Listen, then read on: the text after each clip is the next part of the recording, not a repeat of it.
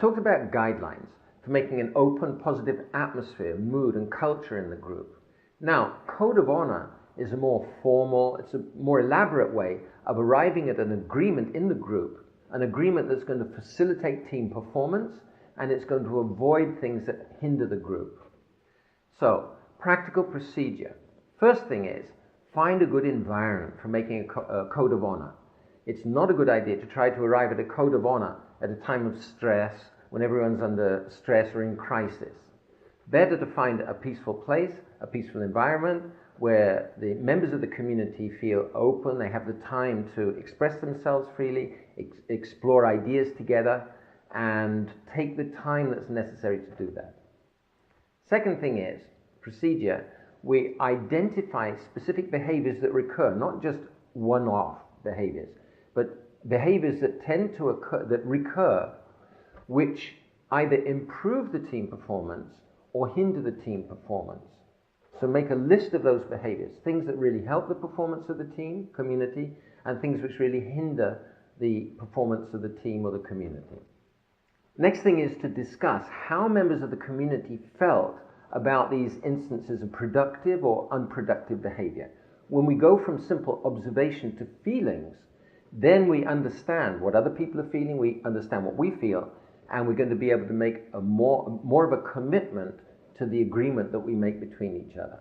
That's the third step. And then the fourth step is write down a set of rules that's going to facilitate the behavior of the team, it's going to facilitate the performance of the team, and it's going to help to avoid hindrances. Rules govern behavior and not moods. It's tempting to make a rule like, for example, we'll always be enthusiastic, but it's not realistic. In the first place, supposing something has happened to one of the members of the community, their spouse has just threatened to leave them, or the mother's just died, how can you legislate that they've got to have a good mood at that time? We can't legislate moods. And on the other hand, you can't measure moods either. So it may not be clear what kind of a mood somebody has. For example, if an introvert is enthusiastic, they may not express it as openly and evidently as an extrovert. So, rules govern behavior and not moods. Next point, the rules should be a challenge and a stretch for everybody. On the one hand, there's no point in making rules that everyone's already following. That's a senseless procedure. And on the other hand, there's no point in making rules that nobody's going to follow because they can't.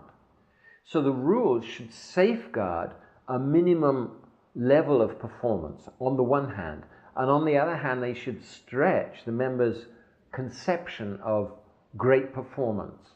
In other words, it's ideal if the rules can keep everybody in the challenge zone and keep them out of, on the one hand, the drone zone, and on the other hand, out of the panic zone. They should be realistic, achievable, but a stretch. Keep rules to a practical minimum. If you have a huge list of rules, members of the community won't be able to remember them and they won't be able to follow them. Suppose you have 35 rules. Who can remember such a list? So keep the number of rules down. Preferably not more than 10, definitely not more than 12. Try and compress rules to make something that covers different situations, but at the same time, it should be possible to remember them. Less is more. The next point, if somebody is following the rules, we try to appreciate when members of the community are following the rules, on the one hand. And if they don't follow the rules, then we give them feedback. Hopefully it's not necessary to punish people.